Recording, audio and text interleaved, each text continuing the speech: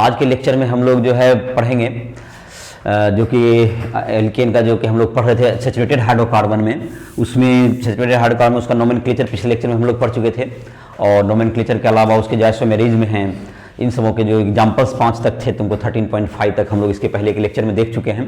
आज हम लोग स्टार्ट करेंगे, कुछ रिएक्शंस स्टार्ट हो रहा है तुम्हारा, जिसमें रिएक्शंस कुछ याद करने होंगे तुमको।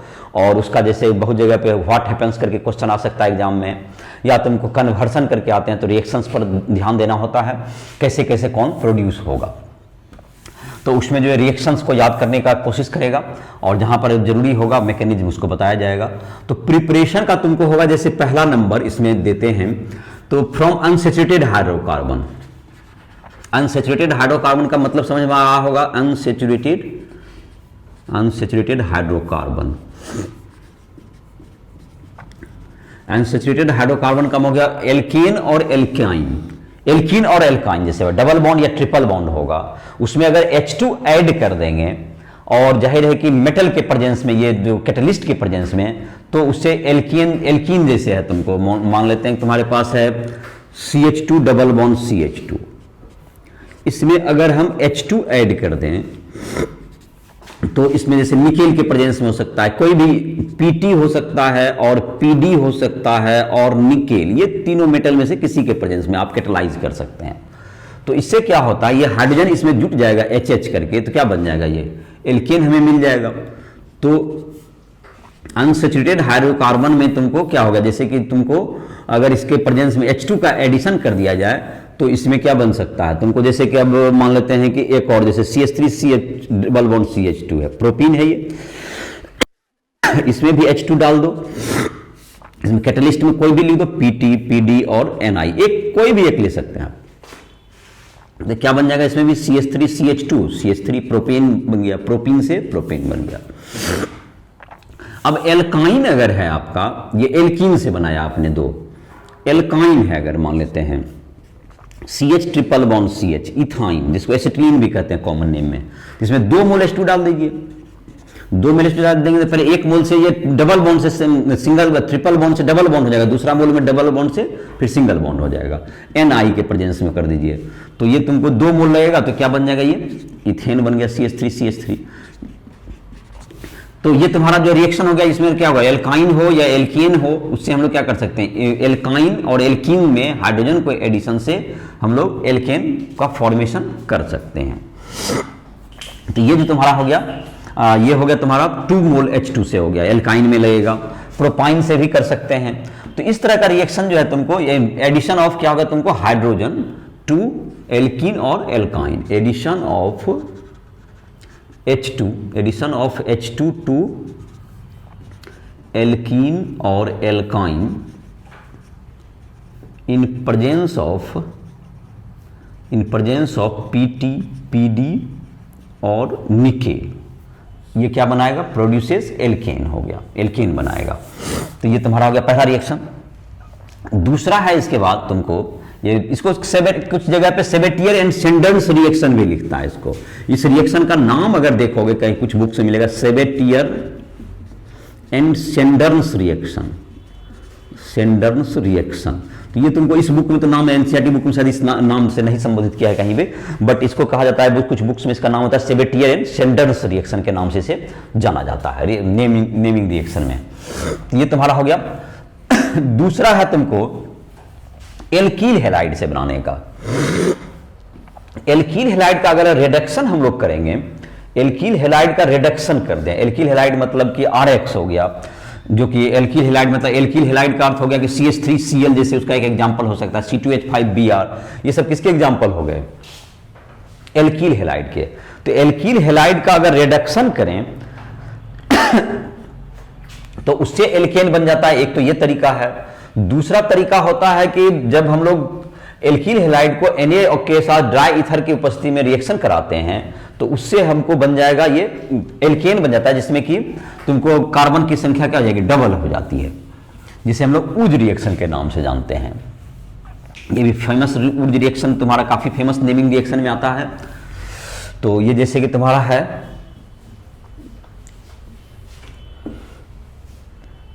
तो दूसरा नंबर हम लोग देते हैं। एक नंबर में तुमको फ्रॉम अनसैचुरेटेड हाइड्रोकार्बन था, प्रिपरेशन का दूसरा तरीका from एल्कील halide.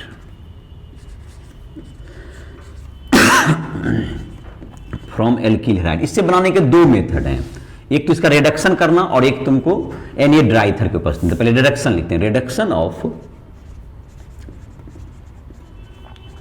Alkyl halide, alkyl halide in presence of Zn plus dilute HCl, Zn plus dilute HCl कहें, कॉमा Na प्लस C2H5OH। इसके जैसे जो माइल्ड रेड्यूसिंग एजेंट हैं, प्रोड्यूसेस एल्कीन। तो ये सब मैं कोई भी रेड्यूसिंग एजेंट डाल देंगे तो ये तुमको H2 देगा, जिससे कि ये एल्कीन बन जाएगा। जैसे तुमको हो जाएगा RX, अगर एल्कील हैलाइड को जनरली लिखते हैं R4 alkyl group CH3 C2H5 C3H7 X4 Cl Br RX plus अगर तुमको H2 हो जाए, इसमें कोई भी दे दीजिए Zn plus dilute H plus dilute HCl दे दीजिए, H प्लस जहां से आ जाएगा, जैसे Na प्लस C2H5 हो तो वहां से भी H आ सकता है। इस परिस्थिति में क्या बन जाएगा, ये तुमको RH मतलब CH3 जैसे है तो RH प्लस HX बन जाएगा। जैसे एक एग्जाम्पल के रूप में कोई एग्जाम्पल लेना चाहें, जैसे C2H5Br आप लीजिए और प्लस क्या हो जाएगा, यहाँ पर H2 आ जाएगा Zn प्लस डाइल्यूट HCl के प्रेजेंस में, डाइल्यूट HCl डाल दें तो यहाँ पे क्या बन जाएगा तुम्हारा, ये तुमको C2H6 बन जाएगा। ये क्या बन जाएगा, C2H6 इथेन अब प्लस HBr इधर बन जाएगा। तो ये तुमको ये रिडक्शन करके हम लोग क्या कर सकते हैं, इसको बना सकते हैं। एक तो ये तरीका हो गया। बी नंबर लिखते हैं इसमें, reaction of alkyl halide, reaction of alkyl halide, alkyl halide with Na in dry ether, ये सॉल्वेंट होगा तुम्हारा dry ether, produces alkene, alkene करेगा प्रोड्यूस। इसमें जो कार्बन का नंबर है वो डबल हो जाएगा। जैसे देखिए कैसे, जैसे 2RX है तुमको 2 मोल इसका लगेगा प्लस 2Na बैलेंस कर दे रहे हैं, और ड्राई ईथर की उपस्थिति में, ड्राई ईथर के प्रेजेंस में ये R सिंगल बॉन्ड R बन जाएगा प्लस 2NaX। अब जैसे कि इसमें चाहिए आप, ये फ्री रेडिकल मैकेनिज्म को ओबे करता है, तो ये तुमको जैसे कि है CH3Br अगर लेते हैं, अब प्लस क्या होगा तुमको, इसका 2 मोल लगेगा प्लस 2Na, यहाँ ड्राई ईथर सॉल्वेंट हो जाएगा तो आपका क्या बन जाएगा, यहाँ पर CH3 प्लस 2NaBr। तो कभी भी डबल हो जाता है इवेन नंबर ऑफ कार्बन के लिए, जिस एल्केन में अगर इवेन नंबर ऑफ कार्बन होगा उसमें, उसके लिए हम लोग किसका प्रयोग कर सकते हैं, इस रिएक्शन का प्रयोग कर सकते हैं। It is called Urja reaction. इसको किस रिएक्शन के नाम से जानते हैं हम लोग, इसको हम लोग जानते हैं काफी फेमस नेमिंग रिएक्शन से, परीक्षा में उर्ज रिएक्शन भी लिखने आ जाएगा तो आपको याद रहना चाहिए कि इस रिएक्शन को क्या कहा जाता है, उर्ज रिएक्शन कहा जाता है। अब जैसे देखो इसका, जैसे कि एक जैसे यहाँ पर CH3, अगर मान लेते हैं CH, इधर Cl है, इधर CH3 यहाँ दी है, इस ढंग से इससे उर्ज रिएक्शन कराएंगे तो क्या बनेगा प्रोडक्ट, ड्राई ईथर में। तो ये इस ढंग से जैसे क्वेश्चंस वगैरह में भी तुमको इस तरह का ध्यान रहेगा। तो देखो जैसे कि इस तरह का जब एक्सरसाइज बनाओगे तो उसमें तुमको रहेगा जैसे Cl, यहीं से इसका डबलिंग होगा, जहां से Cl है ना, तो इस देखो किस ढंग से हो जाएगा, जैसे CH3 लिखेंगे तो ये CH से हम लोग ब्रांच CH3, यहाँ CH होगा, यहाँ तो इसको, इस जो CH3 तुम्हारा था उसको ब्रांचिंग कर दे, फिर दूसरा इसका आ जाएगा CH3 ये तुम्हारा प्रोडक्ट हो जाएगा। तो समझ में आ गया किस ढंग से ये क्या होता है, डबलिंग होता है। इसका कभी कभी उल्टा रिएक्शन भी देता है, ये किस एल्कील हैलाइड के द्वारा ये प्रोडक्ट बनेगा, तो उसको बीच से सिमेट्रिक जहां पर है वहां से तोड़ दीजिए, वहां पे X लगा दीजिए आप हेलोजन। जैसे यहां पर देख रहा हो, यहां पर से क्या हो जाएगा तुम्हारा, यहां से बीच से टूट जाएगा, जहां पे एकदम सिमेट्रिक एक जैसा है तो रिएक्शन जस्ट डबल होता है, तो वहां से तोड़ दीजिए, उसमें X लगाइए, तो क्वेश्चन का आंसर क्या हो जाएगा, हो जाएगा। तो ये तुमको हो गया वुड रिएक्शन हो गया तुम्हारा, एल्कील हैलाइड से कैसे बनेगा तुमको। तीसरा जो प्रिपरेशन का तरीका है इसका, एल्केन को तीसरा बनाने के लिए हमको कार्बोक्सिलिक एसिड से बना सकते हैं इसको। कार्बोक्सिलिक एसिड का जहां तक कि एक हम लोग डिकार्बोक्सिलेशन करते हैं, मतलब CO ग्रुप को हटाना, तो उसको हम लोग डिकार्बोक्सिलेशन कहते हैं। कार्बोनिक एसिड में RCOOH होता है, तो उससे तुमको अगर COOH ग्रुप को हटा देंगे तो यह रिएक्शन डीकार्बोक्सिलेशन कहलाता है। एक तो डीकार्बोक्सिलेशन जो है सोडा लाइम की उपस्थिति में करा करके हम लोग एल्केन प्राप्त कर सकते हैं, एक तो ये रिएक्शन होता है। दूसरा रिएक्शन है जो कि तुमको इलेक्ट्रोलिसिस से प्राप्त होगा, जो कि इलेक्ट्रोलिसिस करेंगे, जिसके लिए कैथोड एनोड डाल करके उसको इलेक्ट्रोलिसिस करेंगे तो उसमें भी तुमको एल्केन प्राप्त होगा। तो दोनों रिएक्शन को हम लोग बारी बारी देख लेते हैं। तो हम लोग अभी तक दो अनसैचुरेटेड हाइड्रोकार्बन से देख लिए, एक नंबर, दूसरा एल्किल हैलाइड। एल्किल हैलाइड से बनाने के दो तरीके थे। और अब हम लोग तीसरा देख देते हैं, from carboxylic acid. From carboxylic acid, तो कार्बोक्सिलिक एसिड से कैसे रिएक्शन करेगा। तो अभी दो प्रोसेस बताए, तो उसको ए बी कर लीजिए। सोडियम और potassium salt of carboxylic acid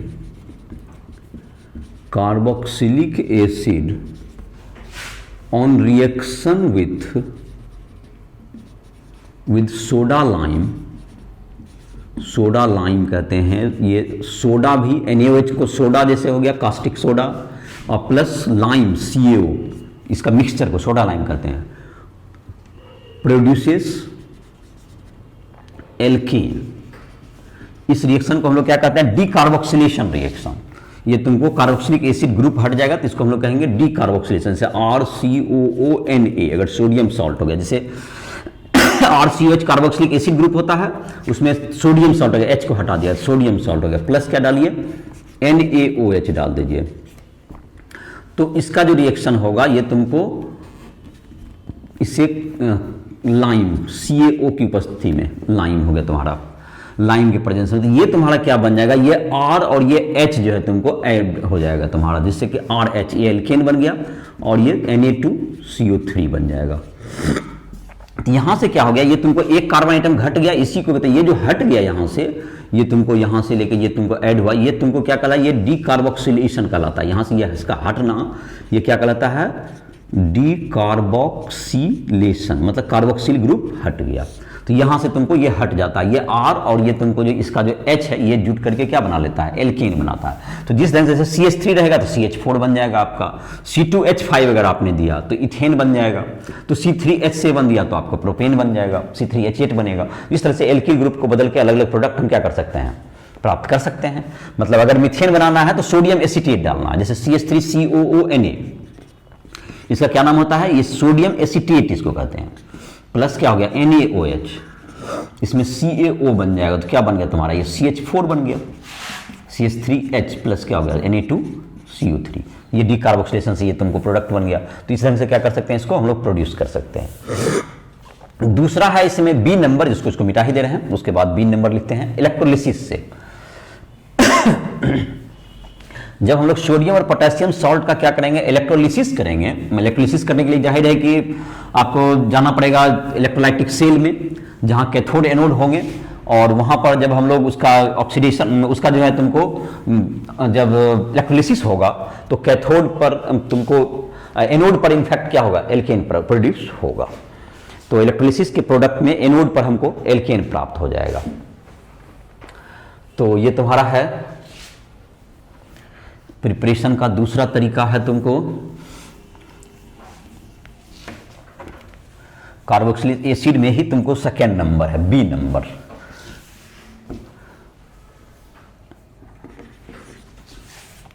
D इसमें होगा तुमको electrolysis of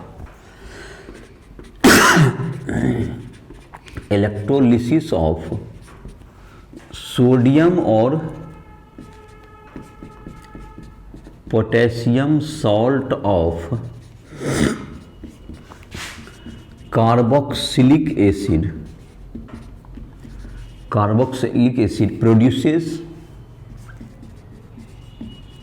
produces alkene at anode. Alkene produce करेगा, एनोड पर प्रोड्यूस होगा ये। जैसे कि रिएक्शन करा लिख देते हैं इसका, इलेक्ट्रोलिसिस जब कराइएगा RCOO- है, जैसे इसमें जबकि करंट डालेंगे इसके सॉल्यूशन में, एक्वस सॉल्यूशन रहेगा, एक्वस, तो इसमें करंट डाला जाएगा। जब करंट पास करती है क्या होगा, ब्रेक करके बन जाएगा RCO- प्लस Na प्लस, और वाटर रहेगा तो वो भी ब्रेक करता है, वाटर भी अपना, तो वो आगे रिएक्शन में अगर उसका जहर है कि उसका आगे काम पड़ेगा। तो ये जैसे कि तुम्हारा है जो माइनस चार्ज वाला होता है ये एनोड पे जाएगा, और प्लस चार्ज कहाँ जाता है, कैथोड पे जाता है। तो एनोड पे देखो क्या रिएक्शन होगा तुम्हारा, अब एनोड पे होगा 2RCOO माइनस, ये तुमको ये इलेक्ट्रॉन लूज करेगा और ये R सिंगल बॉन्ड R करके ये एल्केन बन गया तुमको, अब प्लस 2CO2 बन जाएगा, अब प्लस 2 इलेक्ट्रॉन लिबरेट होगा। तो 2 इलेक्ट्रॉन दोनों तरफ बैलेंस हो गया तुम्हारा, ये CO2 इसमें भी लिबरेट होगा तुम्हारा। लेकिन इसमें ये गौर करने की बात है कि यहाँ पर R बनता है, इससे मीथेन नहीं बनाया जा सकता, क्योंकि CH3 भी लीजिएगा तो आप C2H6 बन जाएगा।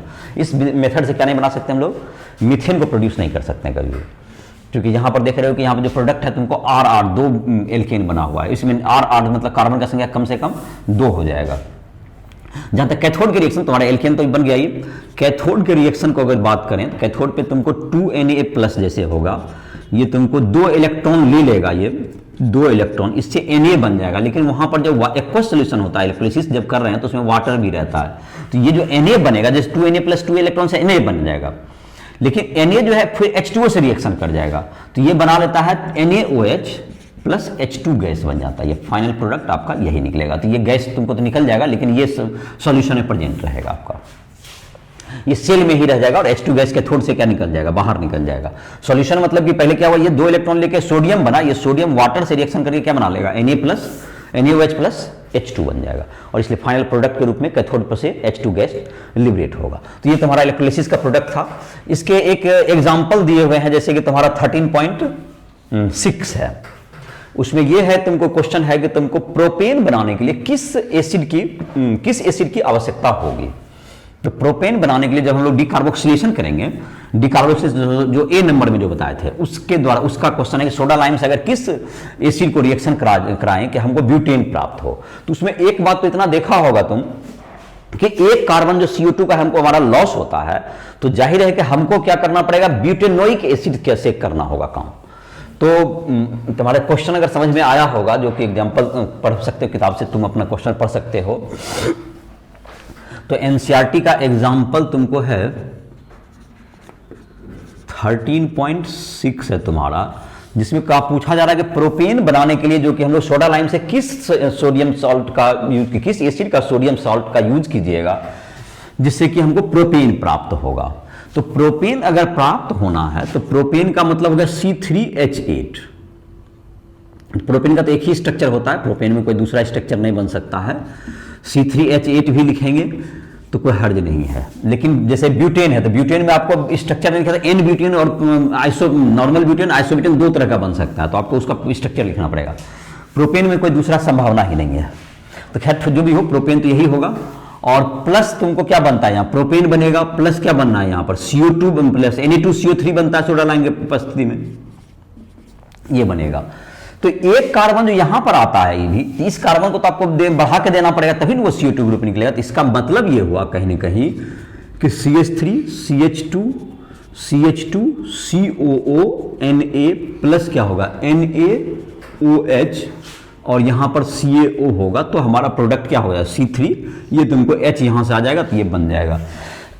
तो ये किस एसिड का सॉल्ट है, तो butanoic acid, salt of butanoic acid salt, butanoic acid salt से क्या बनेगा, ये प्रोपेन बनेगा। और इसका रिएक्शन भी यही हो गया तुम्हारा।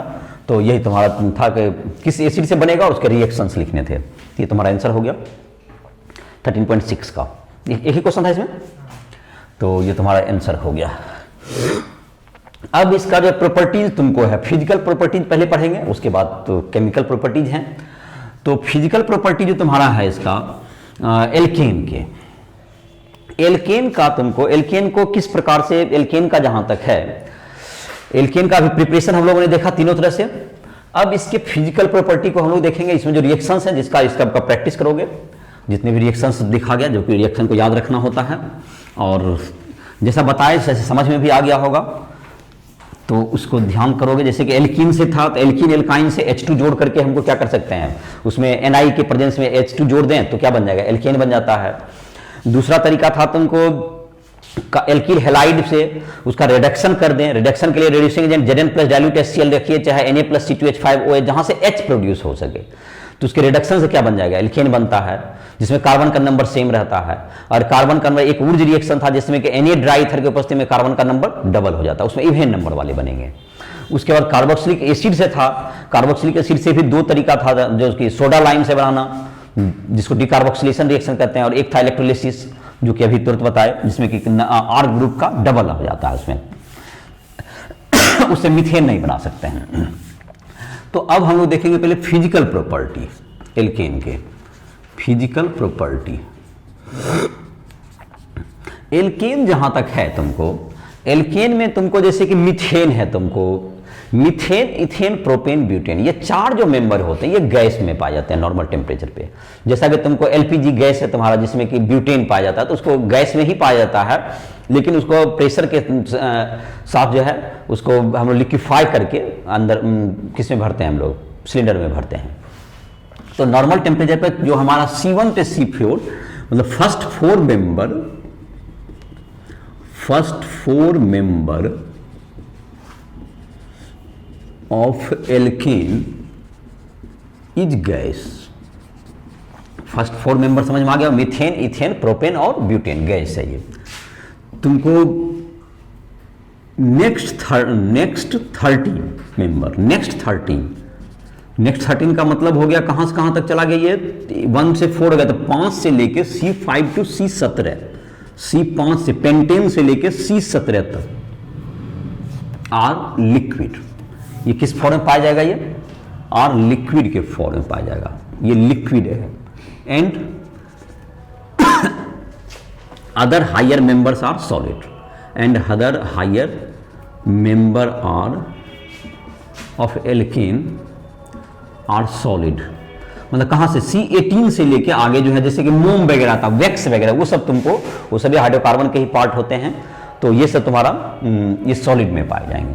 तो आपका क्या हो गया, ये फिजिकल स्टेट के बारे में, चार जो मेंबर हैं स्टार्टिंग के वो गैस हैं। नेक्स्ट 13 मतलब C5 टू C17, जिसमें कि डीजल, पेट्रोल, केरोसिन ऑयल, ये सब इसी रेंज में आते हैं हम लोग को। तो ये तुम्हारा क्या हो गया, ये तुमको लिक्विड में होता है। और रेस्ट मेंबर जैसे कि मोमबत्ती वगैरह, जो मोम वगैरह है, तो वो तुमको C18 के एबव आता है, C18 से शुरू होता है सब। और भी तुमको जो प्रोडक्ट हैं जो काफ़ी तुमको जो होते हैं, ये तुम्हारा सबका ये एल्केन का हो गया। और इसके मेल्टिंग बॉइलिंग पॉइंट, जैसा कि एक चीज ये भी देख रहे हो कि जैसे पहले लिक्विड, पहले सब गैस है, फिर लिक्विड, फिर सॉलिड, तो मॉलिक्यूलर वेट के साथ जो है तुमको जैसे जैसे कार्बन का नंबर बढ़ते जाता है, मॉलिक्यूलर वेट बढ़ेगा, और मॉलिक्यूलर वेट बढ़ेगा तो इसका जो वैन डर वाल्स फोर्स है वो मजबूत होते जाता है, और ये तुमको धीरे धीरे क्या बन जाएगा, ये इसका जो है तुमको मेल्टिंग बॉइलिंग पॉइंट बढ़ते जाएगा। तो melting boiling point of alkene, the melting and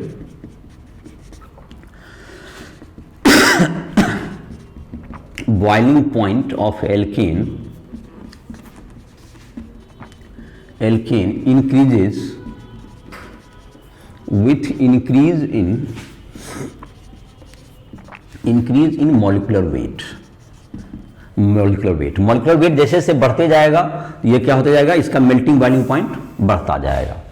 लेकिन अगर एक ही मॉलिक्यूलर वेट के अलग अलग आइसोमर हैं तो उसमें जैसे जैसे मॉलिक्यूलर वेट के साथ वैन डर वाल्स जो अट्रैक्शन फोर्स होता है इसमें वह बढ़ता है, और इस प्रकार से क्या हो जाता है तुम्हारा, ये उसके मेल्टिंग बॉइलिंग पॉइंट बढ़ जाते हैं। लेकिन जब ब्रांचिंग होते जाएगा, same molecular weight, same isomer which has same branched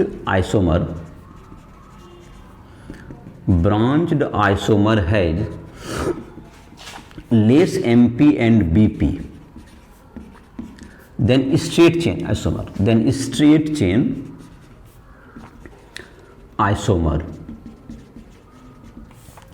due to less surface area, van der Waals force of attraction decreases। तो ये तुमको जैसे जैसे हम लोग ब्रांच होते जाता है वो स्फेरिकल होते जाएगा, और स्फेरिकल टाइप का जैसे जैसे शेप होते जाएगा तुम्हारा, तो एरिया सरफेस एरिया घटता है। और स्ट्रेट चेन में सरफेस एरिया ज्यादा होता है, सरफेस एरिया ज्यादा होगा तो उसका जो तुमको है उसका जो एट्रैक्शन फोर्स है वो क्या होगा, ज्यादा होता है van der Waals attraction force, और इस प्रकार से वो किस रूप में पाया जाएगा, वो उसका मतलब मेल्टिंग बॉइलिंग पॉइंट तुमको बढ़ जाता है। तो सरफेस एरिया का स्ट्रेट चेन में ज्यादा मेल्टिंग सरफेस एरिया होने के कारण उसका मेल्टिंग बॉइलिंग पॉइंट ज्यादा होता है। जैसे कि एक तुम्हारे बुक में एक डाटा लिखा हुआ है जिसको भी इसके द्वारा इससे भी देख सकते हैं हम लोग, जैसे कि एन पेंटेन है, इसी आइसोमर से हम लोग इसको देख सकते हैं एन पेंटेन।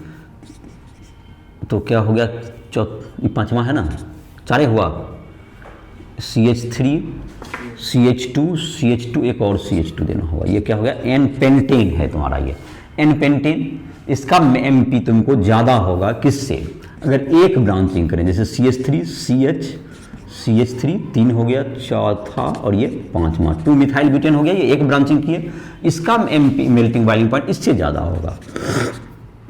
CH3 CH3 इधर दे दिए 2 डाइमिथाइल और ये तुमको प्रोपेन। तो ये तुम्हारा जो है एन पेंटेन, आइसोपेंटेन और नियोपेंटेन, ये 3 आइसोमर हुआ। नॉर्मल पेंटेन एन पेंटेन है ये तुमको आइसोपेंटेन 2 मिथाइल ब्यूटेन या आइसोपेंटेन इसको कह सकते हैं, आइसोपेंटेन, और ये हो गया नियोपेंटेन। तो इसका जहां तक कि मेल्टिंग बॉइलिंग पॉइंट का डाटा भी तुम्हारे बुक में दिया हुआ है, ये डाटा है तुमको 309 केल्विन इसका है, और इसका है तुमको 300.9 केल्विन है, और इसका 282.5 केल्विन है। तो ये जैसे जैसे धीरे धीरे देखो ये तुम्हारा क्या हो रहा है, धीरे धीरे डिक्रीज करता जा रहा है। और मॉलिक्यूलर वेट एक सेम मॉलिक्यूलर वेट है सबके, उसमें तुमको ब्रांचिंग होने का नहीं घटा। और ऐसे जैसे कि तुम्हारा अगर धीरे धीरे वहां से भी पता चल ही गया हुआ, जैसे जैसे मॉलिक्यूलर वेट बढ़ेगा, कार्बन का नंबर बढ़ेगा, तो boiling point melting boiling point क्या होता है, बढ़ता है। ये BP का तुम्हारा है डाटा, BP का इंक्रीजिंग BP। तो ये तुम्हारा हो गया मेल्टिंग बॉइलिंग पॉइंट। जहां तक सॉल्युबिलिटी की बात है, एक सॉल्युबिलिटी के लिए क्या एक प्रोवर्ब होता है, लाइक डिजॉल्व लाइक। एक सॉल्युबिलिटी के लिए एक प्रोवर्ब होता है लाइक डिजॉल्व लाइक, ये तुमको सुना होगा। तो यहां पर लाइक डिजॉल्व लाइक का मतलब होता है कि जिस तरह के बॉन्ड होंगे जो सॉल्वेंट में, उसी तरह के बॉन्ड अगर सॉल्यूट में भी हो तो वो डिजॉल्व हो जाएगा। जैसे कोवेलेंट मॉलिक्यूल है तो वो कोवेलेंट उसके जो नॉन पोलर सॉल्वेंट में वो घुलेंगे। जहां तक कि एल्केन की बात रही, एल्केन में क्या होता है, इसमें कोई पोलरिटी नहीं होता, CH के बॉन्ड में काफी कम इलेक्ट्रॉनिक डिफरेंस है, तो वो नॉन पोलर टाइप का होता है। ये तुमको जो कोवेलेंट बॉन्ड भी है तो ये इनऑर्गेनिक सॉल्वेंट में घुल जाएंगे। इसका मतलब ये वाटर में क्या होगा, इनसॉल्युबल होगा।